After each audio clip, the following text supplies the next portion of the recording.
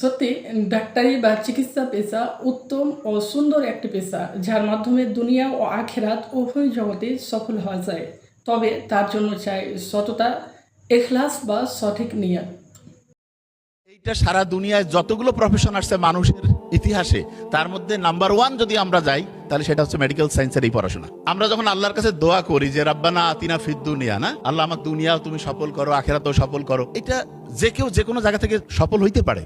তবে আমি যদি বলি যে এমন একটা পেশা যেই পেশায় আপনার রুজিও হইলো, এই দুনিয়ায় আপনি সফল হইলেন, পরের দুনিয়াও সফল হইলেন, এইটা সারা দুনিয়ায় যতগুলো প্রফেশন আসছে মানুষের ইতিহাসে, তার মধ্যে নাম্বার ওয়ান যদি আমরা যাই তাহলে সেটা হচ্ছে মেডিকেল সায়েন্সের এই পড়াশোনা। দেখেন, সম্ভবত তিরমিজি শরীফের একটা হাদিস আছে এরকম, সকালবেলা কেউ যখন অসুস্থ মানুষকে দেখতে যায় 70,000 ফেরেশতা রিক্রুট হয়ে গেল, ওরা খাতা কলমে লেখা শুরু করে ফেলছে। সকাল থেকে সন্ধ্যা পর্যন্ত তার নামে আমল নামায় খালি ভালো নেকি লিখতে থাকে।